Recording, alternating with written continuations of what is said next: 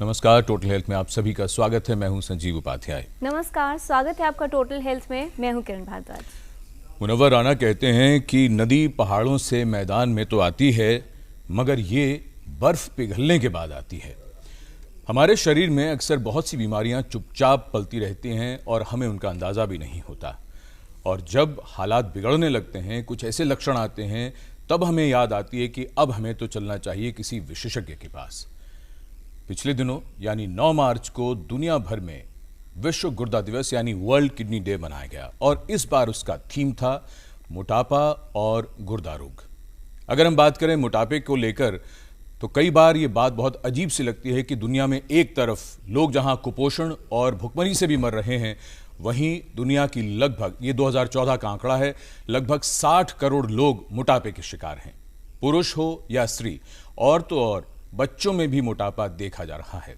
और हमारी हालत यानी हमारे देश में भी हालत बहुत अलग नहीं है। यहां भी कई लोग मोटापे के शिकार हैं और मोटापा, जिसे बीमारियों का प्रवेश द्वार कहा जाता है, एक बार आ जाए तो जाता जरा मुश्किल से है। अगर बात करें क्रॉनिक किडनी डिजीज की तो आंकड़े ये बताते हैं कि पूरे विश्व में लगभग 10% लोग को क्रॉनिक किडनी डिजीज है।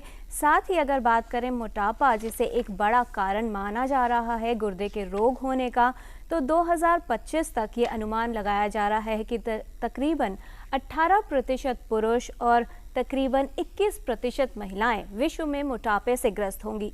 और जाहिर तौर पर विशेषज्ञ ये बताते हैं कि जो मोटापे से ग्रस्त लोग हैं उनमें 2% से 7% तक का खतरा जो है वो बढ़ जाता है गुर्दा रोग होने का।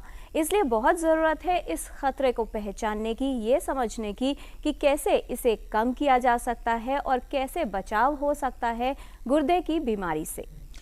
गुर्दे की बीमारी के लिए मोटापा एक बहुत बड़ा खतरा है। इसीलिए कहा जाता है कि अगर मोटापे से बच गए तो गुर्दे की बीमारी का खतरा भी कम हो सकता है। लेकिन हम में से बहुत से लोग, जहाँ तक ऊर्जा की खपत की बात हो, खाने पीने की बात हो, तो उसमें चीनी, वसा और इस तरह की तमाम चीज़ें खाते रहते हैं और अगर शारीरिक श्रम की बात आए तो उससे बड़े दूर रहते हैं। गुर्दे की बीमारी के बारे में कहा जाता है कि इसका पता अक्सर तब चलता है जब तक गुर्दे काफ़ी हद तक ख़राब हो चुके होते हैं, नष्ट हो चुके होते हैं। अक्सर मामलों में ये इरिवर्सिबल होता है, यानी गुर्दों को दोबारा ठीक नहीं किया जा सकता। कई मामलों में तो बात यहाँ तक आ जाती है कि फिर ट्रांसप्लांट ही एकमात्र विकल्प बनता है। जिंदगी को खतरे में न डालिए, मोटापे के खतरे को पहचानिए, ये संदेश इस बार विश्व गुर्दा दिवस पर दिया गया है।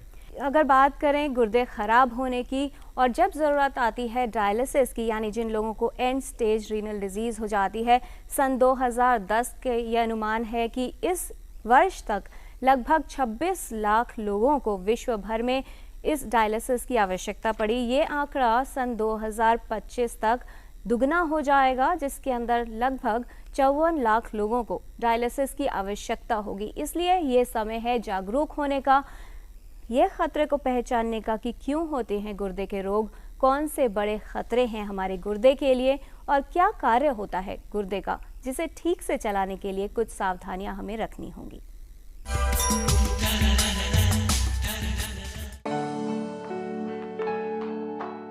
किडनी फेलियर यानी गुर्दों का कार्य करना बंद कर देना एक गंभीर स्थिति है जो कई कारणों से उत्पन्न हो सकती है। गुर्दे में खराबी या किसी बीमारी के प्रभाव से जिंदगी के लिए खतरा उत्पन्न हो सकता है। दरअसल गुर्दे मानव शरीर का एक महत्वपूर्ण अंग है जो कई कार्य करते हैं।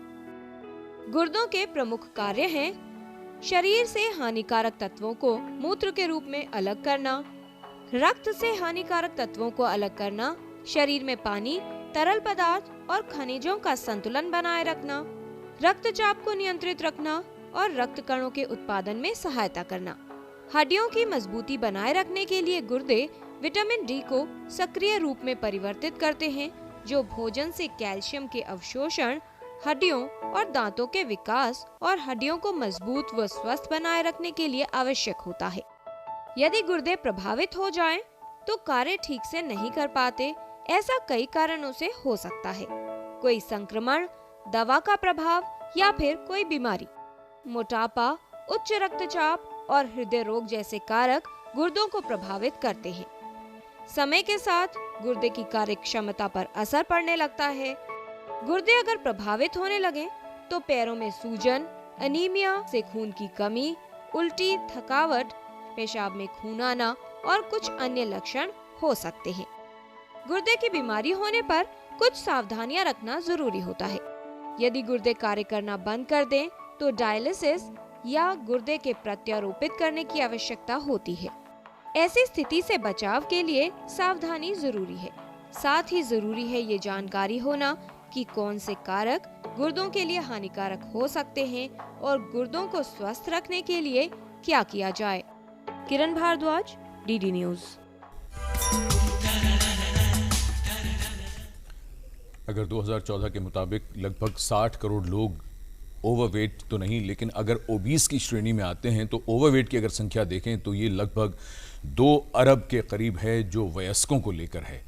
खतरा बहुत बड़ा है और इसमें क्या बच्चे, क्या जवान और क्या स्त्री, क्या पुरुष, सभी इसकी चपेट में हैं।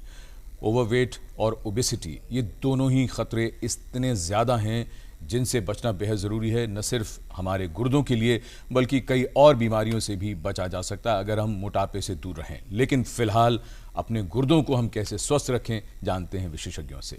इस विषय पर विस्तार से बात करने के लिए हमारे साथ स्टूडियो में विशेषज्ञों का खास पैनल मौजूद है। तो आइए उनका परिचय आपसे करा दें। हमारे साथ हैं doctor Yasir Rizvi, associate professor and head department of nephrology from Safdarjung hospital. Doctor Sandeep Mahajan, professor department of nephrology from all India institute of medical sciences. नमस्कार। And Dr. Sandeep Agrawal, Professor, Department of Surgical Discipline from All India Institute of Medical Sciences. नमस्कार। आज का जो विषय है जाहिर तौर पर सभी के लिए महत्वपूर्ण हो जाता है, क्योंकि जो लोग मोटे हैं उन्हें खतरा है गुर्दा रोग होने का, तो सभी के लिए ज़रूरत है इस जानकारी को लेने की। तो आइए चर्चा की शुरुआत करते हैं। डॉक्टर संदीप महाजन, हम आप ही से समझने की कोशिश करें। इस बार का जो थीम है वर्ल्ड किडनी डे का, वर्ल्ड किडनी डे पर जब हम बात करते हैं किडनी डिजीज और ओबेसिटी की, मोटापे की और गुर्दा रोग की, इस विषय के संदर्भ में ज़रा हमें समझाइए कितना महत्वपूर्ण हो जाता है ये सब। देखिए, मोटापा दिल के लिए अच्छा नहीं है, ये हम सब लोग जानते हैं, लेकिन मोटापा किडनी को भी अपने आप में नुकसान पहुंचा सकता है, ये शायद बहुत कम लोग जानते हैं। और इसी कारण इस बार वर्ल्ड किडनी डे का थीम ऐसा रखा गया जो एक प्रिवेंटेबल कॉज है किडनी डिजीज़ का। अगर हम मोटापा कम कर सकें, मोटापा ख़त्म कर सकें, तो हम वाकई ही किडनी डिजीज़ को भी कम कर सकते हैं। मोटापा अपने आप में किडनी डिजीज़ ज़्यादा ब्लड प्रेशर की वजह से, डायबिटीज़ की वजह से, और मोटापा अपने आप में किडनी को डायरेक्टली भी डैमेज कर सकता है। चाहे वो ज़्यादा भार होने की वजह से किडनी के ऊपर लोड ज़्यादा पड़ जाता है, किडनी को ज़्यादा काम करना पड़ता है, जो लंबे समय में जाके किडनीज को नुकसान पहुंचा सकता है। ऐसे ही मोटापा खाली आप समझे फैट का इकट्ठा होना नहीं है जी। फैट अपने आप में बहुत तरह से हानि पहुंचाता है शरीर को, जिसे हम रिएक्टिव ऑक्सीजन स्पीशीज कहते हैं, इन्फ्लेमेशन कहते हैं। तो बॉडी अपने आप से निरंतर लड़ रही है मोटापे की वजह से, और ये सब लंबी देर में जाके किडनीज को खराब करता है। जी, खतरा तो बड़ा है डॉक्टर रिजवी। अब इस खतरे की गहराई को अगर पहचाना जाए, भारतीय परिप्रेक्ष्य में बात की जाए, तो ये कहा जाता है कि ओवरऑल जो एक इंडेक्स होता है बीएमआई की, ओबेसिटी कितनी है या मोटापा कितना है, उसको नापने का, भारत की जो जनसंख्या है, बहुत सारे ऐसे लोग जिनका शायद बीएमआई बॉडी मास इंडेक्स जो है वो ज़्यादा ना हो, लेकिन सेंट्रल ओबेसिटी जो है एक बड़ा कारण है कि जो कमर है उसके आसपास मोटापा है। क्या ये जो विशियस कॉम्बिनेशन है कि व्यक्ति को लगता है मेरा वजन तो ज़्यादा नहीं लेकिन सेंट्रल ओबेसिटी है, वो भी एक खतरा माना जाएगा? जी, आपने जो कहा ये बिल्कुल सही है। वैसे हम ओबेसिटी को नापने के लिए बॉडी मास इंडेक्स का इस्तेमाल करते हैं, जिसको कैलकुलेट करने के लिए हम वज़न केजी में और हाइट मीटर में लेते हैं। इसके बेसिस पे जो हम लोग कैलकुलेट करते हैं वैल्यू, उसके बेसिस पे हम बताते हैं कि पेशेंट ओवरवेट है जब उसका BMI 23 एंड 25 के बीच में होता है, एंड 25 से ऊपर जब होता है तो उसको ओबेसिटी कहा जाता है।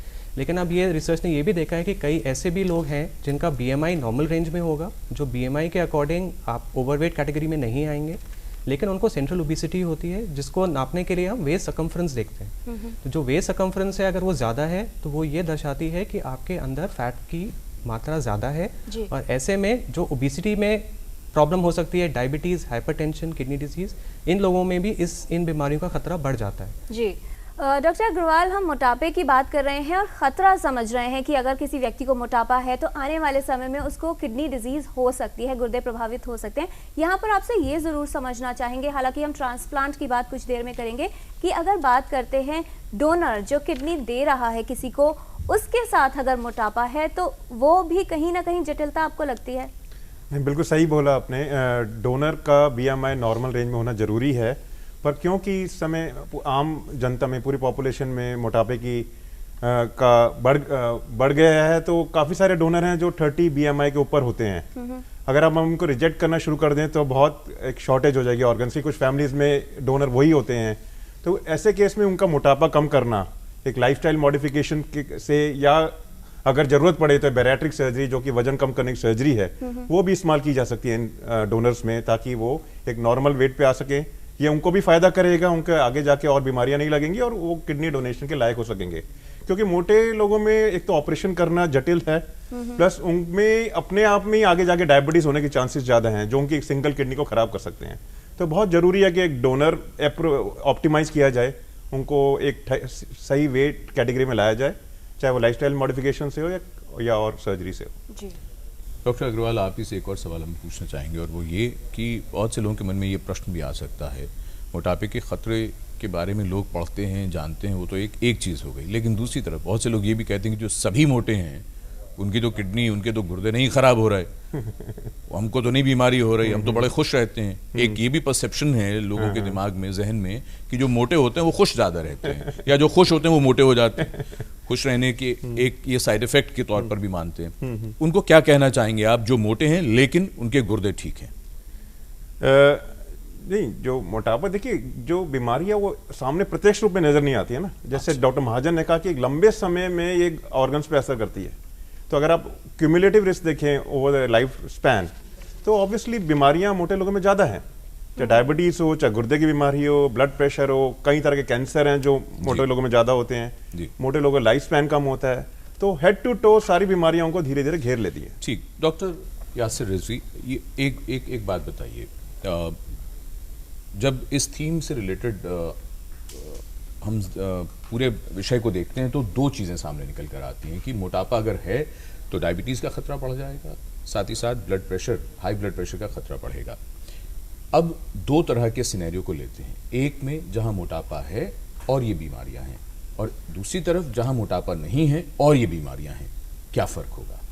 देखिए, जो आजकल रिसर्च के अकॉर्डिंग हमें ये पता है कि क्रॉनिक किडनी डिजीज़ का सबसे मेन कारण होता है डायबिटीज़ और हाइपरटेंशन। इन दोनों बीमारियों को अगर जोड़ा जाए तो ये अराउंड 60-70% कॉजेज़ होते हैं फॉर क्रॉनिक किडनी डिजीज़। यानी जिन लोगों के गुर्दे खराब होते हैं उनमें आमतौर पर ये बीमारी 60 से 70% लोगों में पाई जाती है, आप ये कह रहे हैं? जी, ठीक है। अब ऐसा भी हो सकता है कि कोई पेशेंट है जिसको मोटापा है लेकिन उसको डायबिटीज़ हाइपरटेंशन नहीं है, उसको भी क्रॉनिक किडनी डिजीज़ हो सकती है, क्योंकि ओबेसिटी, जैसे डॉक्टर महाजन ने बताया अभी, कि बिना ये बीमारियां हुए। यस, अच्छा जी, क्योंकि डायरेक्टली उसमें इन्फ्लेमेशन होता है, रिएक्टिव ऑक्सीजन स्पीशीज़ होती हैं, जो बॉडी में एक अंदर से ही इन्फ्लेमेशन होता है जो किडनी को डैमेज कर सकता है। और शरीर का जब भी वजन ज़्यादा होता है, किडनी के ऊपर दबाव ज़्यादा पड़ता है। ये दबाव अगर ज़्यादा समय तक बना रहेगा तो धीरे धीरे करके किडनी कमज़ोर हो जाती है। इस दबाव को भी ज़रा एक्सप्लेन करिए, किस तरह का दबाव बना रहता है? देखिए, जब हमारी किडनी में जो फिल्ट्रेशन की इकाई होती है उसको नेफ्रॉन कहते हैं, और ये किडनी जो होती है उसमें आमतौर पे 1200 ml पर मिनट ब्लड की फिल्ट्रेशन होती है। जिन लोगों का वज़न ज़्यादा होता है उन केसेस में इन किडनी में जो ब्लड का फ्लो है वो 30 से 40% बढ़ जाता है। तो जो किडनी की इकाई होती है नेफ्रॉन जिसको कहते हैं, उसको अधिक काम करना पड़ता है और धीरे धीरे करके ये कमज़ोर हो जाते हैं। जी, ये जो बात सामने आ रही है डॉक्टर महाजन की, धीरे धीरे अगर किसी में मोटापा है तो गुर्दे कमज़ोर हो जाएंगे। ऐसे में जब आंकड़े ये बताएं कि 22 करोड़ बच्चे विश्व भर में मोटापे से ग्रस्त हैं, तो उनका जो लाइफ स्पैन होगा, क्योंकि बचपन से ही मोटापा है, तो क्या अगर ग्रोइंग एज है, एडोलेसेंस है, उसके बाद एक लंबा जीवन है सामने, तो गुर्दों पर प्रभाव अगर जल्दी शुरू होता है तो जाहिर तौर पर खतरा आगे बढ़ जाएगा?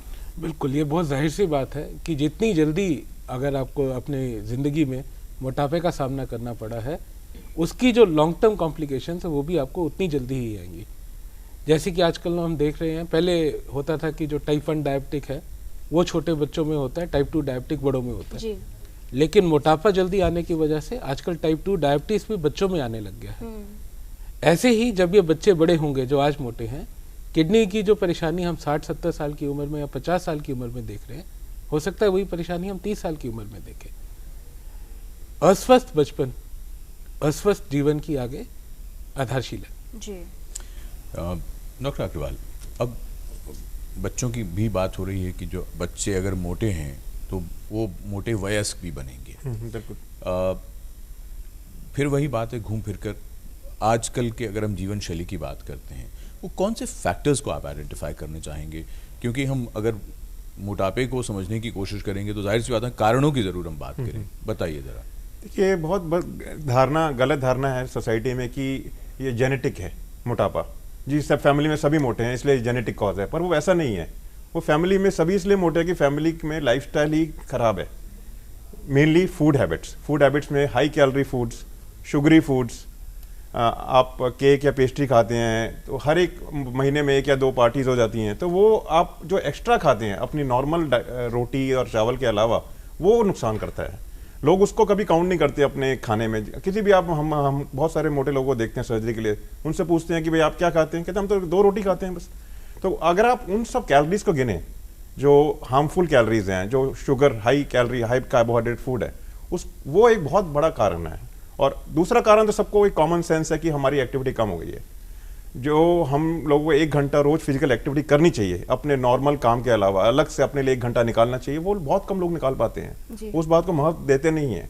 और आजकल सब चीज़ें रिमोट कंट्रोल्ड हो गई हैं, तो वो आपकी जो खर्च, एनर्जी एक्सपेंडिचर है, वो कम हो गया है। तो ओवरऑल एनर्जी इनटेक और एनर्जी एक्सपेंडिचर में बहुत बड़ी डिस्क्रिपेंसी हो गई है। इसका ये एक बहुत ही कॉमन सेंस कारण है मोटापे का, और एक जेनेटिक नहीं है। बहुत कम इंस्टेंस जेनेटिक होता है, बट दैट्स एक्सट्रीमली अनकॉमन। जी डॉक्टर रिजवी, धीरे धीरे गुर्दों पर प्रभाव होता है अगर बीमारी हो गुर्दे की, तो जाहिर तौर पर ये तो कहा जाता है कि जब शुरुआती दौर होता है तो उसमें किसी तरह के लक्षण नहीं आते। तो अगर गुर्दे प्रभावित होने लगे हैं, लक्षण क्या होंगे और कितने समय में आएंगे? जो ये क्रॉनिक किडनी डिजीज़ जो हम टर्म यूज़ करते हैं, उसको एक EGFR एक कैलकुलेशन होता है, उसके बेसिस पे हमने 5 स्टेजेस में डिवाइड किया है। तो CKD के जो शुरुआत के स्टेजेस होते हैं, स्टेज 1 और 2, उसमें गुर्दे में कमज़ोरी होती है, लेकिन इसके बावजूद मरीज़ को कोई सिम्टम्स नहीं होते। उनको पता ही नहीं चलेगा कि उनको कोई किडनी की बीमारी है। लेकिन जैसे ही किडनी का फंक्शन और डाउन होता है और वो CKD स्टेज 3 या स्टेज 4 में आते हैं, तब उनको धीरे धीरे हो सकता है कि कुछ सिम्टम्स आना शुरू करें, जैसे पैरों में सूजन आ सकती है, थोड़ा सा काम करने पे थकान हो जाए, पैदल थोड़ा सा चलेंगे उसमें उनको सांस फूलने लगेगा, पेशाब की मात्रा कम हो सकती है, या पेशाब में उनको लगेगा कि यूरिन में लगेगा कि झाग आ रहा है। लेकिन शुरुआत में ये सिम्टम्स इतने माइल्ड होते हैं कि वो मरीज़ उसको नज़रअंदाज कर देते हैं। तो किडनी का बीमारी जल्दी डिटेक्ट नहीं हो पाता है, और किडनी की बीमारी बाय नेचर धीरे धीरे करके प्रोग्रेस करती है। तो अगर ये इनिशियल स्टेजेस में पिकअप नहीं होती है, बाद में आगे बढ़ती जाती है, तो सिम्टम्स और ज़्यादा वर्सन हो जाते हैं। तब जाके पेशेंट अपना चेक कराते हैं, तब मालूम पड़ता है कि उनको किडनी का बीमारी है। इस बात पर चर्चा आगे करेंगे, क्योंकि ये बड़ी महत्वपूर्ण बात है, लक्षणों को पहचानना और इसके खतरे को कम करना। फिलहाल छत्तीसगढ़ से लिपिका हैं टेलीफोन लाइन पर। लिपिका जी, आपका स्वागत, पूछें सवाल। सर, हमें ये पूछना है कि हमारे पापा की एज 60 साल है, उनको कई सालों से क्रॉनिक किडनी डिजीज है, उनका क्रिएटिनिन 1.5 है।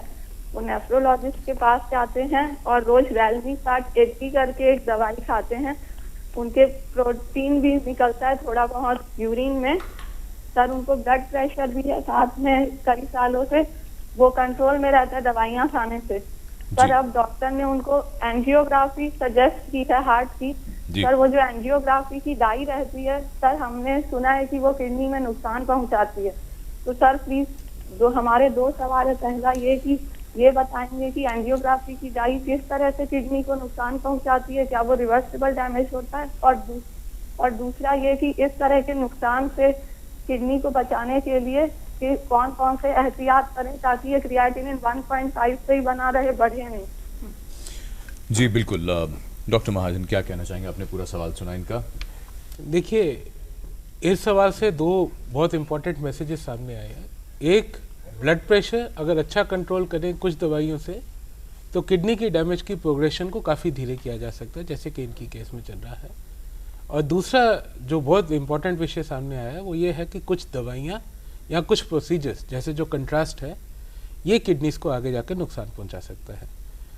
आजकल कुछ नए किस्म के कंट्रास्ट आ गए हैं जो बहुत कम किडनी को डैमेज करते हैं, और अगर हम एडिक्वेट प्रिकॉशंस लें, अगर हम बराबर जांच करें, अच्छा पानी की मात्रा रखें, जो दवाई है अभी ब्लड प्रेशर की ले रहे हैं उसको बदल के कुछ दिन के लिए दूसरी दवाई दे दें, और कम से कम मात्रा में कंट्रास्ट का इस्तेमाल करें, तो किडनी की डैमेज काफ़ी कम देखी गई है। ऐसा नहीं कि बिल्कुल नहीं होती, लेकिन बहुत कम होती है। और फॉर्चुनेटली ज़्यादातर ये बीमारियां अगर सुपरवाइज्ड जो कंट्रास्ट प्रोसीजर्स हैं अगर हम सुपरवाइज करें जी तो रिवर्सिबल होते हैं। ऐसा नहीं कि वो डैमेज परमानेंट रहती यानी है। एंजियोप्लास्टी के लिए जो डाई इंजेक्ट की जाएगी, अगर वो हम विद प्रिकॉशंस लें हाँ, तो उसमें किडनी डैमेज होने का खतरा काफ़ी कम है। और अगर उससे हम किसी और बीमारी से बच सकते हैं, जैसे हार्ट की कोई मेजर परेशानी है, उसको अगर हम ठीक कर सकते हैं जी।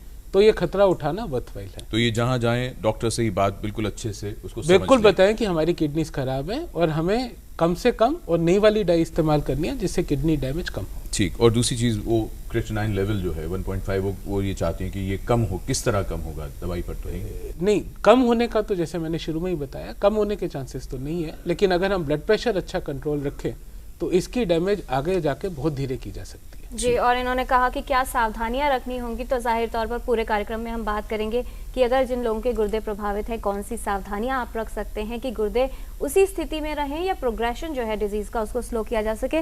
डॉक्टर अग्रवाल, एक जो बात आई थी बीच में कि जो लोग मोटे हैं वो सर्जरी करवा सकते हैं खतरे को कम करने के लिए। जब भी मॉर्बिड ओबेसिटी की बात आती है तो बेरियाट्रिक सर्जरी का पक्का जिक्र उसमें ज़रूर आता है, लेकिन जो लोग मोटापा तो है उनमें लेकिन मॉर्बिड ओबेसिटी नहीं है, आजकल वो लोग भी प्रेफर करते हैं कि क्यों ना सर्जरी करवा ली जाए अपने मोटापे को कम करने के लिए या दूसरी बीमारियों के खतरे को कम करने के लिए। जब बेरियाट्रिक सर्जरी का जिक्र आता है, कौन से लोग होंगे, who is the right candidate, और वो सर्जरी कब आप उसको कहते हैं कि वो व्यक्ति सर्जरी करवा ले? बहुत अच्छा सवाल है। देखिए, कुछ साल पहले तक बैरियाट्रिक सर्जरी के लिए BMI कट ऑफ 35 लिया जाता था। 35 के साथ अगर डायबिटीज़ है, ब्लड प्रेशर है, स्लीप एपनिया है, या फिर 40 BMI हो जिसमें बीमारी ना भी हो तो भी सर्जरी फ़ायदा करेगी। पर ये देखा गया कि इवन अगर आपका BMI 30 और 35 के बीच में है और आप सर्जरी के अलावा कोई और ऑप्शंस इस्तेमाल कर रहे हैं तो उनका बहुत फेलियर रेट बहुत हाई है। वजन कम करना बहुत मुश्किल है लाइफस्टाइल मॉडिफिकेशन से, और हमने अपने अध्ययन में देखा गया है, हमारे एक PhD स्टडी चल रही है जिसमें देखा गया कि ये almost 90 to 100% failure rate of non surgical management. उसमें योगा भी था, उसमें डाइटरी मॉडिफिकेशन भी थी, पर 5 से 7 किलो से ज़्यादा नहीं होता था। तो अब जो देखा, जितनी भी इंटरनेशनल एसोसिएशंस हैं जो बैरियाट्रिक सर्जरी के गाइडलाइंस देखती हैं, सब ने बोला है कि 30 के ऊपर भी ये सर्जरी मना नहीं करनी चाहिए अगर पेशेंट और तरीके इस्तेमाल करके फेल हो चुका है। और ये किन लोगों की हम बात कर रहे हैं, जिन व्यक्तियों का वजन कितना है या कितने से ऊपर है? अंदाजा अगर आप 30 BMI लेते हैं तो करीब 25 से 30 किलो उनका नॉर्मल से ज्यादा है। That means about 30 kg extra over there ideal weight. Okay. So generally वो 30 की BMI की कैटेगरी में आ जाते हैं। ऑब्वियसली हाइट पे बहुत डिपेंड करता है, कम हाइट में इवन 20 किलो भी वजन ज्यादा होता है, पर आम एक औसतन इंडियन हाइट लें तो करीब 25 से 30 किलो एक्स्ट्रा हो आपका आइडियल वेट से, तो वो सर्जिकल कैटेगरी में आ जाते हैं और उनको बहुत फायदा होता है सर्जरी कराकर, बैरियाट्रिक सर्जरी कराकर। जी, हमारे पास एक हमारे दर्शक भेज रहे हैं सवाल। विनोद कुलाश्री हैं नोएडा से, इन्होंने ये जानना चाहा है डॉक्टर यासिर रिजवी। वो कहते हैं कि इनकी उम्र 56 साल है, हाइट है उनकी 5 फुट और 8.5 इंच, वजन है 78 किलो, इनका ब्लड प्रेशर 100/140 100/140, शुगर लेवल्स इनके नॉर्मल रहते हैं और ये एक दवाई ले रहे हैं ब्लड प्रेशर के लिए, और इनको कुछ डाइजेशन का भी कुछ इशू रहता है। तो ये पूछ रहे हैं, ये जो मैं दवाई खा रहा हूँ या मेरा ब्लड प्रेशर इतना है, क्या इससे मेरी किडनी पर असर आएगा? जी, क्योंकि ये देखा गया है कि क्रॉनिक किडनी डिजीज़ का एक बहुत महत्वपूर्ण कारण है ब्लड प्रेशर। तो जिन लोगों का ब्लड प्रेशर ऑलरेडी डिटेक्ट हो चुका है, उनको दवाइयाँ खाने में जो नमक का परहेज़ है वो अच्छे से करना चाहिए ताकि उनका ब्लड प्रेशर कंट्रोल में रहे। क्योंकि अगर ब्लड प्रेशर कंट्रोल में नहीं रहेगा तो धीरे धीरे करके ये किडनी पर दबाव डालता है और पेशेंट को किडनी का बीमारी हो सकता है। ऐसे में कई बार क्या होता है, पेशेंट्स दवाई लेना शुरू करते हैं, उनको लगता है मेरा ब्लड प्रेशर अब कंट्रोल में आ गया तो हम दवा बंद कर देते हैं। कई दिनों तक टेस्ट नहीं कराते, बाद में पता चलता है कि उनका ब्लड प्रेशर काफ़ी बढ़ा हुआ है और उनको किडनी के ऊपर दबाव पड़ा और किडनी का बीमारी भी हो गया। तो मेरी राय इनसे यही रहेगी कि इनको ब्लड प्रेशर है, अच्छा है कि अभी पता चल गया, दवाइयों से कंट्रोल में रखें, नियमित रूप से अपने ब्लड के और यूरिन के टेस्ट कराते रहें ताकि इसमें किडनी डिजीज़ के बारे में उनको पता रहेगा कि उसका क्या स्टेटस है किडनी का। जी, एक और छोटी सी बात आपसे ये समझ लें, नमक को लेकर जो बात हो रही है, सॉल्ट इनटेक किस तरह से होना चाहिए और किन चीज़ों का ज़रूर ध्यान रखना चाहिए, उस पर थोड़ी सी बात कर लेते हैं। जी, आमतौर पे जो हम लोग डाइट लेते हैं उसमें सॉल्ट का इंटेक काफ़ी ज़्यादा होता है और कई बार हमने देखा है कि लोग खाने में ऊपर से भी नमक डाल के उसको इस्तेमाल करते हैं। जी। जिन लोगों को ब्लड प्रेशर होता है उसमें रिसर्च ने ये दिखाया है कि ब्लड प्रेशर का एक इम्पॉर्टेंट कॉज होता है salt intake in the diet and fluid intake आप जो रखते हैं। तो इसमें जिन पेशेंट्स को ब्लड प्रेशर की बीमारी डिटेक्ट हो जाती है उनको अपना सॉल्ट का इंटेक कम करना पड़ता है। उसमें हम कहते हैं कि around less than 5 grams per day, जो एक छोटा चाय के चीनी का चम्मच होता है, उतना टोटल इंटेक होना चाहिए। खाने में जो भी वो एक्स्ट्रा सॉल्ट डालते हैं वो नहीं डालना चाहिए और अपने जो बाकी चीज़ें ले रहे हैं उसमें भी नमकीन चीज़ें ना लें। वो पापड़, चटनी, अचार हमारे डाइट में तो काफी इसमें इस्तेमाल होता है। कॉन्सेंट्रेटेड सोर्स ऑफ सॉल्ट होता है, सो ये सब चीज़ें उनको अवॉइड करनी चाहिए। क्योंकि अगर आपको ब्लड प्रेशर है, आप दवाइयाँ ले रहे हैं बट आप नमक का परहेज़ नहीं करेंगे तो वो दवाइयाँ इफेक्ट नहीं करेंगी। एक चीज़ और यहीं पर ही, जैसे इनका ब्लड प्रेशर ज़्यादा है, जिन भी लोगों का ब्लड प्रेशर ज़्यादा है, दवाई भी ले रहे हैं फिर भी ब्लड प्रेशर ज़्यादा है, तो क्या बाकी चीज़ें तो बंद कर दी, लेकिन खान पान में भी क्या नमक, जो भोजन में जो नमक होता है वो भी कम करना पड़ेगा या नहीं? जी, जितना नॉर्मल आप सॉल्ट इस्तेमाल करते हैं उससे थोड़ा सा कम कर देना चाहिए। और आजकल तो ये बाकी फैमिली मेम्बर्स के लिए भी अच्छा है कि पहले से ही आप अपना सॉल्ट का इंटेक मॉडरेशन में रखें। जी। और अगर किसी का ब्लड प्रेशर एक दवा से कंट्रोल नहीं हो रहा है तो उसमें हम सेकेंड थर्ड मेडिसिन भी ऐड कर सकते हैं ताकि उनका blood pressure normal safe limits में रहे। जी, तो बहुत ज़रूरी है कि सही खान पान हो और अगर आपको सिम्टम्स आने लगे हैं, गुर्दे प्रभावित हो रहे हैं या आप हाइपरटेंसिव हैं, तो जो सॉल्ट इंटेक है, कितना नमक की मात्रा आप लेते हैं भोजन में, उसको नियंत्रित रखा जाए। डॉक्टर महाजन, जो डिस्कशन में एक बात आई, डॉक्टर रिजवी ने कहा कि जो किडनी डिजीज़ है, अगर किडनी प्रभावित हो रही है तो जितनी अर्ली स्टेज में डिटेक्ट हो पाएगा उतना बेहतर होगा। लेकिन क्योंकि लक्षण बहुत ज़्यादा प्रोमिनेंट नहीं होते, नोटिसेबल नहीं होते या फिर कहीं ना कहीं चूक हो जाती है, ऐसे में कौन सा आप हाई रिस्क ग्रुप बताना चाहेंगे जिनके गुर्दे ख़राब होने का या गुर्दे की बीमारी होने का खतरा ज़्यादा है, और ऐसे लोग कौन कौन सी जांच नियमित रूप से करवाएं, किस उम्र से जांच शुरू हो जानी चाहिए? देखिए, बहुत ही अच्छा सवाल है, क्योंकि गुर्दे की बीमारी के अपने आप में लक्षण नहीं है तो कुछ ब्लड टेस्ट या यूरिन टेस्ट से ही ये परेशानी पता चल सकती है। सबका कराना शायद इतना पॉसिबल ना हो, तो जो हाई रिस्क ग्रुप जिनको हम कहते हैं उसमें वो लोग जिनके फैमिली में किसी को किडनी की परेशानी है, जिनकी उम्र 60 साल से ज़्यादा है, जिनको कोई और बीमारी है, जैसे हमने अभी बात करी ब्लड प्रेशर की, डायबिटीज़ की, मोटापे की, इन सब मरीज़ों को रेगुलरली अपने गुर्दे की जांच करानी चाहिए। औसतन 6 महीने से 1 साल में एक बार पेशाब का या खून की जांच जरूर करानी चाहिए। पेशाब के टेस्ट बहुत आसान है, आपको पहला या दिन का दूसरा सैंपल यूरिन के लिए देना है, देखने के लिए कि कितना प्रोटीन लूज कर रहे हैं। कई बार ये सबसे पहली एबनॉर्मेलिटी होती है, ये सबसे पहला टेस्ट होता है जो खराब होता है।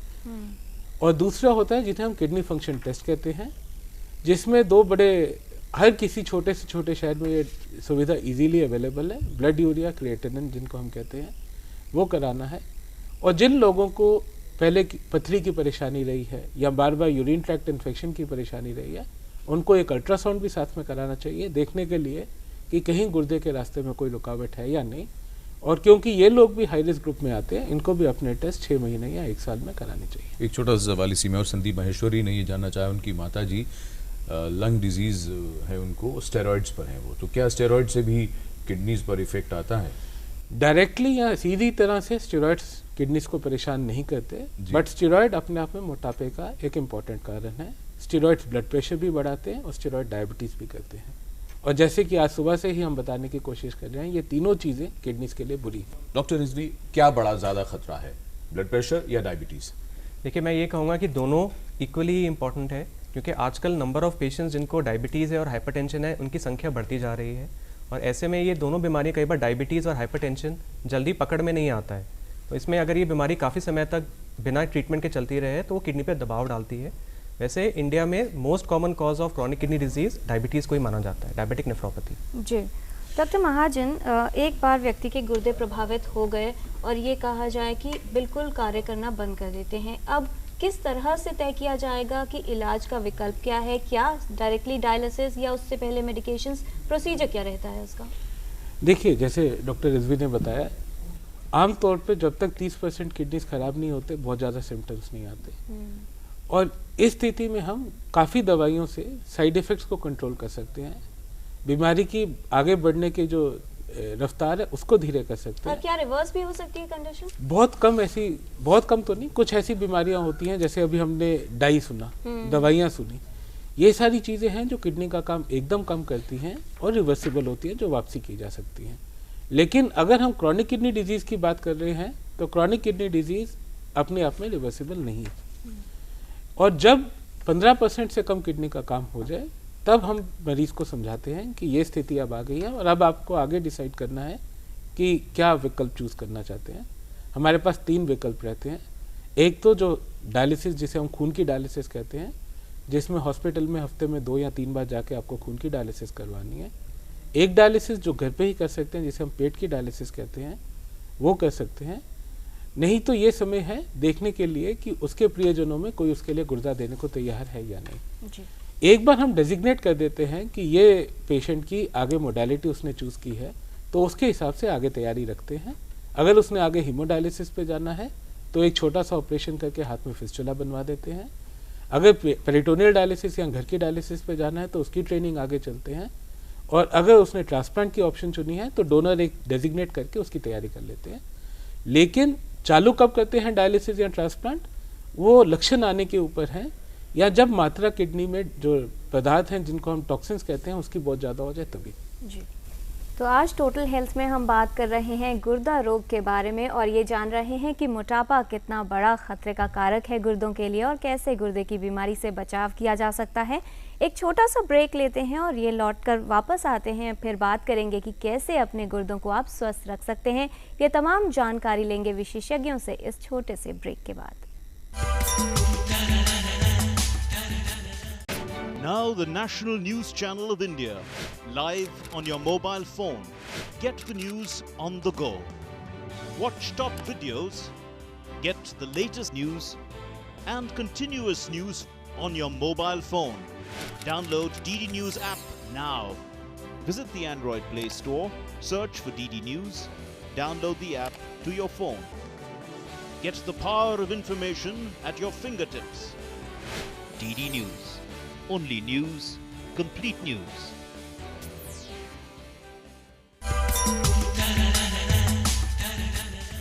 ब्रेक के बाद आप सभी का स्वागत। चर्चा को आगे बढ़ाते हैं और डॉक्टर महाजन, आपसे अब हम ये समझने की कोशिश करें कि जब हम बात करते हैं कि लक्षण जो आपने बताया कि बहुत देर में आते हैं, सभी को क्या करना चाहिए अपने गुर्दों को स्वस्थ रखने के लिए, ख़ास तौर पर उन्हें जिन्हें किसी भी तरह का कोई भी खतरा हो?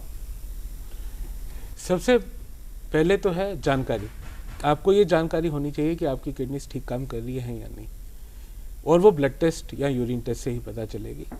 अगर आपको जानकारी है कि आपकी किडनीज ठीक है, आपको और कोई परेशानी नहीं है, फिर भी आपको इम्पॉर्टेंट जो चीज़ें लाइफस्टाइल में करनी है उसी के बारे में हम सुबह से बात कर रहे हैं। मोटापा कम करना, रेगुलर एक्सरसाइज करना, खाने में नमक कम रखना, हेल्दी डाइट खाना, और एक बहुत इंपॉर्टेंट है धूम्रपान।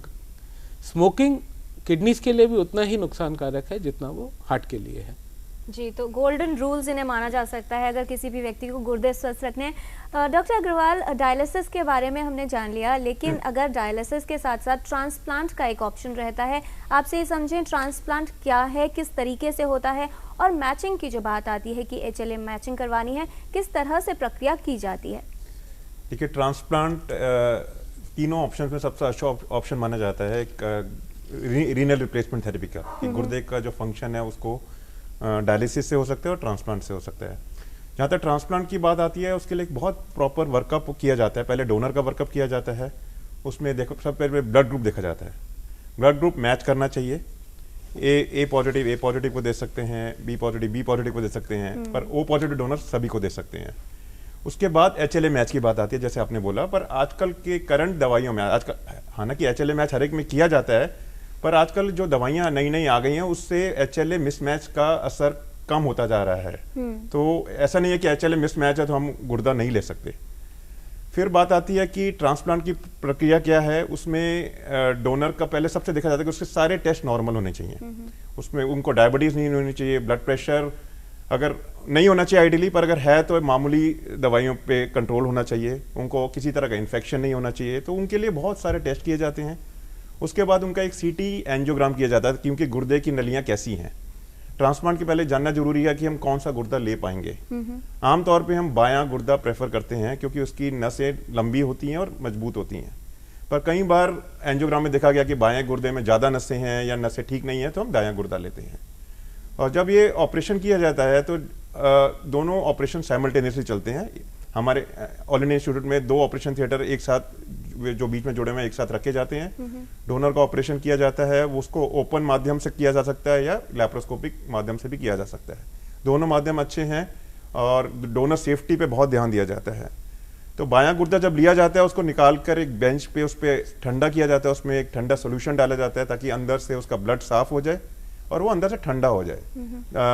उसके बाद साथ वाले ऑपरेशन थिएटर में रेसिपिएंट ऑपरेशन की तैयारी की जाती है जिसमें उनकी पूरा बेड बना जाता है। इसमें जानना यह जरूरी है कि मरीज को पता होना चाहिए कि उनके दोनों गुर्दे जो अपने गुर्दे खराब हो चुके उनको नहीं निकालते हैं जी। जो नया गुर्दा एक नई जगह पे लगाया जाता है राइट साइड पे आगे की तरफ, और अपने पुराने गुर्दे उसी जगह रहते हैं। तो ये प्रक्रिया के जो है करीब 3-4 घंटे लगते हैं दोनों ऑपरेशन में मिलाकर, और नॉर्मली तुरंत यूरिन बनना शुरू हो जाता है। सबसे बड़ा एडवांटेज लाइव ट्रांसप्लांट का यही है जिसमें आप गुर्दा किसी लिविंग डोनर से ले रहे हैं कि पेशाब तुरंत बनना शुरू होता है ज्यादातर केसेस में। डॉक्टर अग्रवाल, ऐसे भी कुछ केस होंगे जिन्हें गुर्दा प्रत्यारोपित करने की आवश्यकता तो है लेकिन नहीं किया जा सकता, कॉन्ट्रा इंडिकेशंस क्या होंगे? देखिए, कॉन्ट्रा इंडिकेशंस बहुत कम है। एक तरीके से देखा जाए डोनर की सिलेक्शन तो मैंने बताई दी है। अगर उनमें कोई डायबिटीज है तो कॉन्ट्रा इंडिकेशन है, या कोई और ऐसा कैंसर है जो आगे जाके बढ़ सकता है, वो कॉन्ट्रा इंडिकेशन है। रेसिपिएंट में कॉन्ट्रा इंडिकेशन मेनली होती है कि अगर उनका हार्ट कमजोर हो और या उनमें कोई एक्टिव इन्फेक्शन हो। तो ओवरऑल अगर आप इन सब को ठीक से वर्कअप करके ध्यान में रखें तो कॉन्ट्रा इंडिकेशंस काफी कम हैं ट्रांसप्लांट की। ज्यादातर केसेस में ट्रांसप्लांट किया जा सकता है जी। और ये जो पूरी प्रक्रिया है इसका खर्च, क्योंकि एक अवेलेबिलिटी की कहाँ हो सकता है और खर्च कितना होगा, 2 मेन इश्यूज हैं, क्या कहना चाहेंगे इसके बारे में? देखिए, अवेलेबिलिटी की जहाँ तक बात है कि ट्रांसप्लांट आजकल बहुत सरकारी अस्पतालों में भी बहुत अच्छे प्रोग्राम्स हैं, एम्स में हैं और जो बड़े अस्पताल हैं दिल्ली में और बाहर, बहुत काफ़ी बड़े प्रोग्राम्स हैं जहाँ अच्छे नंबर में ट्रांसप्लांट किया जाता है। उसके अलावा प्राइवेट में तो ट्रांसप्लांट हो ही रहे हैं। खर्च की बात जहाँ तक है वो तो एक ऑब्वियस सी बात है कि सरकारी अस्पतालों में खर्च कम है।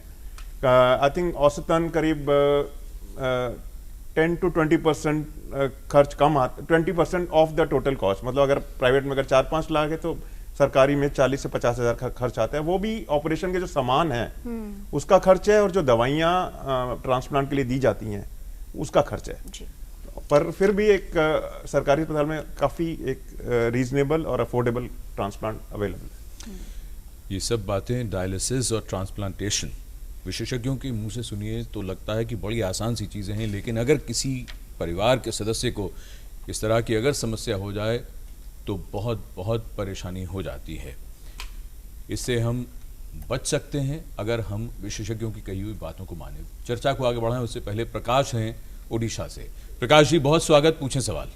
डायलिसिस चल रहा है पेशेंट का मशीन में, हाँ जी। तो उस दौरान पेशेंट को जैसे ब्लड प्रेशर बढ़ जाता तो दवाई दे सकते हैं कि नहीं ब्लड प्रेशर की, डायलिसिस होते हुए? जी सर।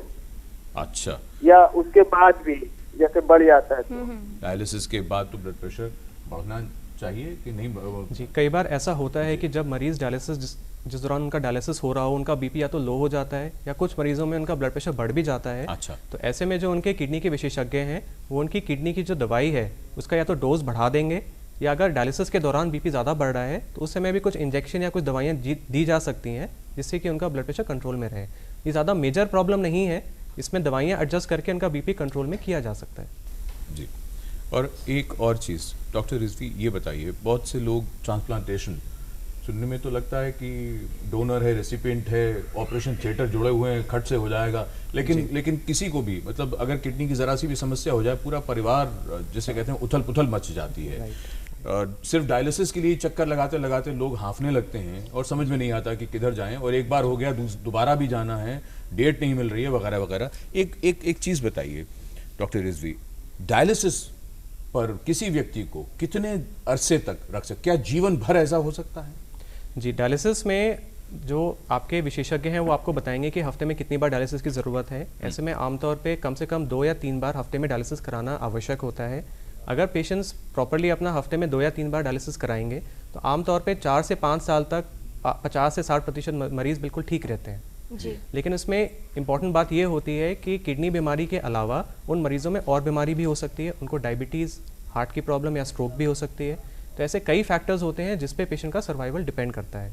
लेकिन अगर पेशेंट सही तरह से अपनी दवाइयाँ लें, खाने में परहेज़ रखें, डायलिसिस टाइम पे कराएं, तो उनकी जो जीवन और जीवन शैली में परिवर्तन रखेंगे तो उनका जीवन कई सालों तक बिल्कुल ठीक रह सकता है। डॉक्टर महाजन, क्या डायलिसिस के साथ कुछ कॉम्प्लिकेशंस भी हो सकती हैं? और ख़ास तौर पर आपने पेरिटोनियल डायलिसिस की बात की, कितने लोग अफोर्ड कर सकते हैं कि वो घर पे ही पेरिटोनियल डायलिसिस करा लें? देखिए, और ये सुविधा कहाँ कहाँ मौजूद है? देखिए, पेरिटोनियल डायलिसिस उतनी ही डायलिसिस की सुविधा है जैसे बाकी डायलिसिस है।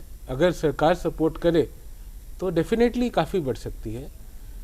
कॉम्प्लिकेशंस की बात कर लें थोड़ी। कॉम्प्लिकेशंस में अगर हम हीमोडायलिसिस देखें तो हीमोडायलिसिस की जो इम्पोर्टेंट कॉम्प्लिकेशंस हैं, ड्यूरिंग डायलिसिस ब्लड प्रेशर का कम या ज़्यादा होना जी। कई बार कुछ इन्फेक्शंस हैं हीमोडायलिसिस में, जैसे हेपेटाइटिस बी, हेपेटाइटिस सी, जो ड्यूरिंग डायलिसिस हॉस्पिटल्स में ट्रांसमिट हो जाती है जी। अगर हम पेरिटोनियल डायलिसिस की बात करें तो उसमें पेरिटोनाइटिस या ड्यूरिंग डायलिसिस इन्फेक्शंस कॉमन है। ये इंपॉर्टेंट कॉम्प्लिकेशंस हैं। लेकिन जैसे डॉक्टर यासीर ने बताया कि डायलिसिस का मरीज़ खाली किडनी का मरीज़ नहीं है, उसको बाकी अंगों में भी परेशानी हो सकती है और ज़्यादातर मरीज़ हार्ट की परेशानी या स्ट्रोक की परेशानी की वजह से ग्रसित रहते हैं। जी डॉक्टर रिजवी, हफ्ते में 4 या 5 बार डायलिसिस करवाना, खर्च और दूसरा कन्वीनियंस की जब बात आती है तो क्या आपको लगता है कि कुछ इस तरह की फाइनेंशियल एड्स या सपोर्ट मौजूद है जिससे इस पूरी प्रक्रिया को कन्वीनियंट बना सकते हैं पेशेंट के लिए, क्योंकि 4-5 बार डायलिसिस करवाना वाकई काफ़ी है? जो patients and stage renal disease के होते हैं उनको हफ्ते में 2 या 3 बार डायलिसिस कराना होता है और उनकी जो दवाइयों का खर्चा आता है उसमें उनका खर्चा 20 से 25 हज़ार रुपये तक का हो सकता है महीने का। कुछ लोगों का तो ये इंश्योरेंस में कवर्ड होता है या जो ESI या CGHS जैसे पैनल पे हैं तो वो उनकी कंपनी उनको देती है। लेकिन जो लोग इतना अफोर्ड नहीं कर सकते हैं उनके लिए ये है कि जितने भी सरकारी हॉस्पिटल्स हैं वहाँ पे अधिकतर दवाइयाँ फ्री ऑफ कॉस्ट मिलती हैं। और अगर किसी पेशेंट को अपना खर्चा उठाने में दिक्कत आ रही है तो गवर्नमेंट की कुछ स्कीम्स हैं, जैसे राष्ट्रीय आरोग्य निधि है या स्टेट लेवल पे कुछ उनके हेल्थ फंड्स होते हैं, वहाँ पे वो अप्लाई करके अपने खर्चे का जो भी इनका खर्चा हो रहा है बीमारी के लिए उसको उनको असिस्टेंस मिल जाती है। जी, और ये जो सुविधा है डॉक्टर महाजन कि डायलिसिस कहाँ करवाया जाए, क्योंकि जाहिर तौर पर अगर इतनी बार करवाना है और नंबर ऑफ पेशेंट्स भी काफ़ी है, तो क्या इस प्रक्रिया को या अवेलेबिलिटी की जो इशू आता है क्या उपलब्ध हो जाए ये फैसिलिटी, इसके लिए कुछ कदम उठाए जा रहे हैं? माननीय मुख्यमंत्री और फाइनेंस मिनिस्टर जी ने लास्ट ईयर ही बजट में हर डिस्ट्रिक्ट हॉस्पिटल में डायलिसिस लाने की बात की थी। हर डिस्ट्रिक्ट हॉस्पिटल में 4 या 5 डायलिसिस मशीन रखे जाने की बात की थी, जो अपने आप में एक बहुत बड़ा इनिशिएटिव है। अगर हम ये कर पाए तो शायद हम डायलिसिस की सुविधा बहुत सारे लोगों तक पहुंचा सकते हैं। जी ठीक है। एक छोटा सा सवाल लेते हैं, दीपशिखा कपूर हैं डॉक्टर महाजन, वो ये जानना चाहती हैं कि जम्मू से इनकी उम्र 24 वर्ष है, BMI 29 है, 29 है इनका BMI। इन्होंने लिखा है that I am having renal stone in both the kidneys and mild hydronephrosis. I am taking proper medication but due to that I am having severe backache issue. इनको बहुत ज़्यादा पीठ दर्द है। इन्होंने कहा है कि डॉक्टर ने कहा है कि रीनल स्टोन जो है इसकी वजह से ये समस्या हो रही है, तो इसकी इलाज क्या है? देखिए, गुर्दे अपने आप में सेंसिटिव ऑर्गन नहीं, अपने आप में पेन नहीं करते। पथरी की वजह से ज़रूर दर्द हो सकती है, और अगर पथरी है तो आजकल बहुत सारे तरीके हैं पथरी को निकालने के। अच्छा। जिसमें बिना ऑपरेशन के भी पथरी निकाली जा सकती है और छोटे से मिनिमल लेप्रोस्कोपिक सर्जरी के द्वारा भी पथरी निकाली जा सकती है जी। जो कि दोनों बहुत आसानी से किए जा सकते हैं। लॉन्ग टर्म स्टोन डिजीज जैसे मैंने बताया किडनीज को डैमेज कर सकते हैं और आगे जाके किडनीज को खराब कर सकते हैं, तो इनको डेफिनेटली इसको एड्रेस करने की जरूरत है। जी, एक मैं जरा चीज ऐड करना चाहूँगा, क्योंकि दोनों गुर्दे में स्टोन है और इनको कमर में दर्द भी है, तो इनको स्टोन बनने का कारण भी इवैल्यूएशन होना चाहिए। अच्छा। कैल्शियम का, सीरम का, पेशाब में कितना कैल्शियम जा रहा है, वो भी एक आई थिंक एक टेस्ट जरूरी है, क्योंकि दोनों तरफ पथरी है इनको। जी, तो आज हम बात कर रहे हैं गुर्दा रोग और मोटापे का कितना खतरा होता है किडनी डिजीज में। इस विषय पर टोटल हेल्थ में ये समय है सेगमेंट हेल्थ पहेली का। एपिसोड 664 में हमने आपसे पूछा था कि नाक, कान और गले की समस्याएं होने पर इनमें से क्या करना उचित है।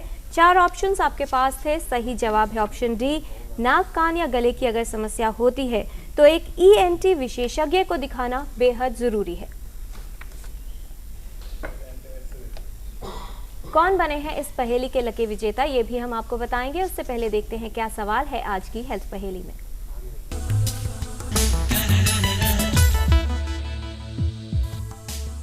आपको बताना है कि इनमें से क्या करना गुर्दों के लिए हानिकारक हो सकता है।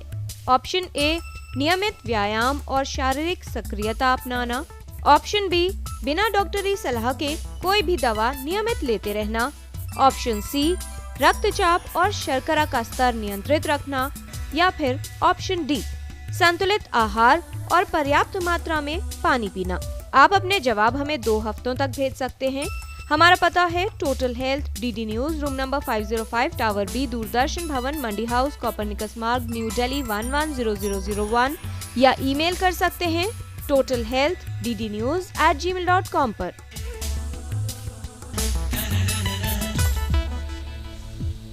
तो आप भी लिख भेजिए हमें इस पहेली का सही जवाब और शामिल हो जाइए हमारे हेल्थ क्विज कॉन्टेस्ट में। कौन बने हैं एपिसोड 654 के लकी विनर, ये बताने के लिए हम रिक्वेस्ट कर रहे हैं डॉक्टर संदीप अग्रवाल से, जिनके सामने मौजूद हैं सारी करेक्ट एंट्रीज जो आपसे मिली हैं। डॉक्टर अग्रवाल, इन करेक्ट एंट्रीज में से आज के एक लकी विनर का नाम आप हमारे व्यूअर्स को बताएं।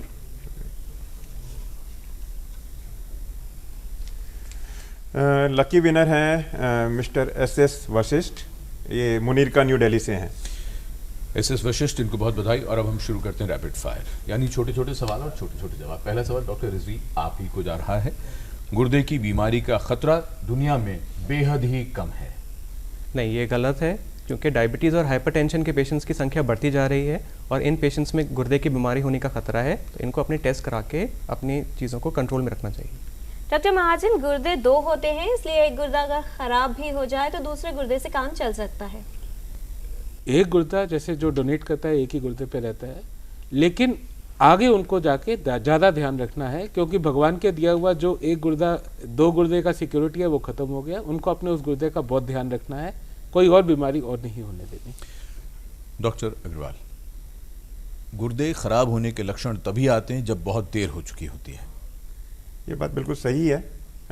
गुर्दे की बीमारी केवल रेगुलर टेस्ट से ही पता चलती है। जैसे डॉक्टर महाजन ने कहा कि गुर्दे 15% की फंक्शन रह जाए तभी जाकर कोई सीरियस लक्षण आते हैं। जी डॉक्टर रिजवी, अगर व्यक्ति का BMI ज़्यादा ना हो, जैसा भारत में होता है अक्सर कि पूरे ओवरऑल मोटे नहीं होते, तो क्या ये माना जाए कि उन्हें गुर्दे के रोग का खतरा नहीं है? नहीं, जिन पेशेंट्स में चाहे BMI नॉर्मल हो लेकिन उनको सेंट्रल ओबेसिटी है, तब भी उनको डायबिटीज़, हाइपरटेंशन और गुर्दे के रोग होने का खतरा रहता है। डॉक्टर महाजन, मोटापा सिर्फ बड़ों में असर डालता है, बच्चों में कोई असर नहीं डालता गुर्दों पर? बच्चों में भी मोटापा उतना ही बुरा है जितना बड़ों के लिए, और उनके लिए लाइफ स्पैन ज़्यादा है तो डैमेज होने के चांसेस भी ज़्यादा है। डॉक्टर अग्रवाल, मोटापा सिर्फ उन्हीं लोगों के गुर्दों को ख़राब करेगा जिनकी उम्र ज़्यादा है, या लंबे समय तक मोटापा बहुत अधिक है? नहीं, मोटापा तो हर एक जैसे श्रेणी, हर एक एज कैटेगरी में नुकसानदायक है, और आई थिंक मोटापा एक बीमारी है, उसमें मान के चलना चाहिए। डॉक्टर रिजवी, अगर व्यक्ति मोटा है लेकिन उसका ब्लड प्रेशर सामान्य है तो उसे चिंता की कोई बात नहीं है? नहीं, जिन लोगों को मोटापा है उनको डायबिटीज़ का खतरा है, किडनी बीमारी का खतरा है, स्ट्रोक का भी खतरा होता है। वो ये ना सोचें कि उनको और कोई बीमारी का खतरा नहीं है। डॉक्टर महाजन, कितना ब्लड प्रेशर गुर्दों के लिए हानिकारक या खतरनाक माना जाए? अगर ब्लड प्रेशर लगातार नियमित मात्रा, जो तय मात्रा 130, 140, 90 से ज़्यादा है तो वो हानिकारक है। डॉक्टर अग्रवाल, ब्लड प्रेशर बढ़ने से क्या सभी के गुर्दे खराब हो जाएंगे? नहीं, ब्लड प्रेशर अगर कंट्रोल रहे, जैसे अगर वो दवाइयाँ नियमित रूप से लें तो गुर्दे पे असर का बचाव हो सकता है। डॉक्टर रिजवी, मोटापे से मधुमेह का खतरा अधिक होगा या उच्च रक्तचाप का? डायबिटीज़ का खतरा 90% होता है, उच्च रक्तचाप का 65 to 75% रिस्क होता है। डॉक्टर महाजन, क्रॉनिक किडनी डिजीज यानी CKD होने की वजह क्या है? डायबिटीज़, ब्लड प्रेशर, पथरी की परेशानी, दवाइयों का सेवन, चाहे वो एलोपैथिक हो चाहे वो आयुर्वेदिक हो। जी डॉक्टर अग्रवाल, क्या क्रॉनिक किडनी डिजीज से बचाव किया जा सकता है?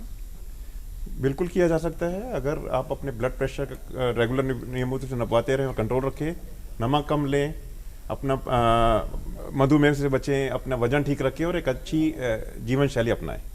डॉक्टर रिजवी, गुर्दे की बीमारी एक बार होने पर क्या वो बाद में हमेशा के लिए ठीक की जा सकती है? गुर्दे की बीमारी दो तरह की होती है। एक होता है अक्यूट किडनी फेलियर, जिसमें अगर आप जिस कारण से किडनी में दिक्कत आई है उस बीमारी को ठीक करेंगे, किडनी नॉर्मल हो जाती है। लेकिन क्रॉनिक किडनी डिजीज़ में जो किडनी है वो धीरे धीरे करके श्रिंक हो जाती है साइज़ में, तो उसको दवाइयों से हम नॉर्मल नहीं कर सकते। जी डॉक्टर महाजन, क्या क्रॉनिक किडनी डिजीज़ में जो प्रभाव है गुर्दों पर, उसके प्रोग्रेशन को स्लो या कम या बंद किया जा सकता है? उसको काफ़ी हद तक स्लो किया जा सकता है, बट पूरी तरह से रोका नहीं जा सकता। डॉक्टर अग्रवाल, किडनी फेलियर क्या होता है? किडनी फेलियर का मतलब ये है कि अगर आपकी किडनी फंक्शन इतनी खराब हो जाए कि आपको दूसरे माध्यम की जरूरत पड़े, जैसे डायलिसिस की या ट्रांसप्लांट की, तब वो उसको एक किडनी फेलियर माना जाता है कि किडनी अपने आप में शरीर के पॉइजन्स या टॉक्सिन्स हटा नहीं पा रही है। डॉक्टर रिजवी, मूत्र की जांच यूरिन टेस्ट से ही क्या पता किया जा सकता है कि गुर्दे की बीमारी है या नहीं? गुर्दे की बीमारी पता करने के लिए आप ब्लड में यूरिया और क्रेटिनिन की मात्रा टेस्ट कर सकते हैं और यूरिन में प्रोटीन और आरबीसीज देख सकते हैं। ये दो ऐसे टेस्ट हैं जो किडनी बीमारी को जल्दी पकड़ने में मदद करते हैं। और साथ में अल्ट्रासाउंड भी किया जाता है, जिससे पता चल सकता है कि कहीं किडनी में कोई और दिक्कत तो नहीं है। डॉक्टर महाजन, व्यक्ति को नियमित रूप से रक्त जांच करानी चाहिए या यूरिन टेस्ट कराना चाहिए, और क्रेटिनाइन लेवल से क्या पता चलेगा? यूरिन टेस्ट और रक्त जांच दोनों ही इम्पोर्टेंट है। क्रिएटिनिन कुछ हद तक हमें परसेंटेज ऑफ किडनी फंक्शन बता सकता है। जी डॉक्टर अग्रवाल, किडनी फेलियर के पेशेंट में क्या बेहतर विकल्प है, डायलिसिस या किडनी ट्रांसप्लांट? इसमें कोई दो राय नहीं कि किडनी ट्रांसप्लांट बेहतर विकल्प है। उससे क्वालिटी ऑफ लाइफ ट्रांसप्लांट के बाद अच्छी रहती है और पेशेंट के अस्पताल के चक्कर बहुत कम हो जाते हैं। उनकी क्वालिटी ऑफ लाइफ काफ़ी बेहतर है डायलिसिस के मुकाबले में। जी, और अब ये लास्ट राउंड, हम चाहेंगे आप अपने संदेश भी इसमें शामिल कर दें। डॉक्टर रिजवी, आप इसे शुरू करते हैं। जो लोग मोटे हैं वो गुर्दों के मामले में जीवन भर क्या सावधानी बरतें, उन्हें क्या करना चाहिए? जी, इस किडनी के बीमारी से बचने के लिए एक तो सबसे महत्वपूर्ण है कि वज़न को नियंत्रण में रखें, संतुलित आहार लेना चाहिए, अच्छी जीवन शैली अपनाएं जिसमें कम से कम आधा घंटा रोज़ एक्सरसाइज करनी चाहिए। जिनको डायबिटीज़ है वो ब्लड शुगर कंट्रोल में रखें। जिन लोगों को ब्लड प्रेशर है वो ब्लड प्रेशर की दवाइयाँ ठीक से लें और बीपी चेक कराते रहें। और जिन लोगों को, जो लोग स्मोकिंग करते हैं वो स्मोकिंग ना करें। जिन लोगों को फैमिली हिस्ट्री है या जिनकी उम्र 50 साल से ज़्यादा है, उनको भी किडनी का रोग होने का खतरा रहता है, तो वो अपने नियमित रूप से टेस्ट कराते रहें। मार्केट में जो पेन किलर्स मिलते हैं जैसे ब्रूफेन, वोवरॉन, जो लोग किसी भी छोटी चीज़ के लिए इस्तेमाल कर लेते हैं, उसका सेवन डॉक्टर की सलाह के बिना ना करें। जी, जो लोग हाई रिस्क ग्रुप में आते हैं और वो लोग डॉक्टर महाजन जिनके गुर्दे खराब हो चुके हैं या डायलिसिस पर हैं, क्या सावधानियां ऐसे लोगों को रखनी चाहिए? अपनी दवाइयों का सेवन बराबर करें, डायलिसिस स्किप ना करें, क्योंकि आप ये समझिए जो किडनी 24 घंटे में 7 दिन काम कर रही है, वही काम हम खून की डायलिसिस से हफ्ते में 2 या 3 बार करा रहे हैं। तो एक बार आपने डायलिसिस स्किप करी तो वो आपके लिए जानलेवा हो सकती है। खाने पीने का कंट्रोल डायलिसिस के बाद भी रहता है, ऐसा नहीं कि खाली डायलिसिस से पहले अर्ली स्टेजेस में ही खाने पीने का कंट्रोल चाहिए। अच्छा blood pressure control. Doctor Agarwal, आखिरी सवाल आपके पास, और आपसे अब ये जानना चाहेंगे, आप लोगों को बताएं, दर्शकों को बताएं कि गुर्दे हमारे जीवन भर ठीक काम करें, इसके लिए हमारी जीवन शैली कैसी हो, और जो लोग ट्रांसप्लांटेशन करवाते हैं उनका ट्रांसप्लांटेशन के बाद जीवन कैसा रहता है? गुर्दों को ठीक रखने के लिए जीवन शैली बहुत इंपॉर्टेंट है कि एक हेल्दी लाइफस्टाइल अपनाया जाए, जिसमें आधा से 1 घंटा डेली व्यायाम, नमक एक सही मात्रा में लिया जाए, अधिक नमक न लिया जाए, ब्लड प्रेशर कंट्रोल रखा जाए, वजन सबसे इम्पॉर्टेंट है, वजन से कई बीमारियां लगती है, उसको एक कंट्रोल में रखा जाए डाइटरी और लाइफस्टाइल मॉडिफिकेशन से। और जहाँ तक किडनी ट्रांसप्लांट पेशेंट्स की बात है, इसमें हम डिस्कस कर चुके हैं, उनकी quality of life dialysis patient से बेहतर है। वो एक नॉर्मल जीवन व्यतीत कर सकते हैं, अपने ऑक्यूपेशन या जॉब पे वापस जा सकते हैं। केवल उनको इन्फेक्शन से बचने का थोड़ा ख्याल रखना है, भीड़ भाड़ के से बचना है, पर उसके अलावा उनकी क्वालिटी ऑफ लाइफ बिल्कुल नॉर्मल पॉपुलेशन की तरह ही रहती है। जी, इस तमाम जानकारी के लिए बहुत धन्यवाद डॉक्टर अग्रवाल, डॉक्टर महाजन और डॉक्टर रिजवी, आप सभी का। तो जैसा हमारे विशेषज्ञों ने बताया है कि इलाज के विकल्प काफ़ी हैं, जिससे अगर जिस व्यक्ति के गुर्दे खराब हो गए हैं वो एक बेहतर जीवन जी सकता है, लेकिन उससे बेहतर ये होगा कि आप सावधानी रखें, अपने वज़न को नियंत्रित रखें, मोटापे के खतरे को पहचानें, जिससे आगे चलकर आपको गुर्दे के रोग का खतरा कम हो और जाहिर तौर पर आपके गुर्दे स्वस्थ रहें और सही रूप से कार्य करते रहें। मोटापा जिसका कारण और कुछ नहीं, अक्सर मामलों में हमारी गलत जीवन शैली, हमारा गलत खान पान है। उस पर ध्यान देने की बहुत ज़रूरत है क्योंकि हम लापरवाह हो रहे हैं कम से कम अपनी सेहत को लेकर। और मोटापा इसीलिए, चाहे वो बच्चे हों, बड़े हों, स्त्री हों या पुरुष हों, सबके लिए बहुत बड़ा खतरा है। अपने गुर्दों का ख्याल रखें, अपने स्वास्थ्य का ख्याल रखें और देखते रहें ये कार्यक्रम। अगले सप्ताह एक नए विषय के साथ हम फिर हाजिर होंगे। तब तक के लिए नमस्कार। नमस्कार।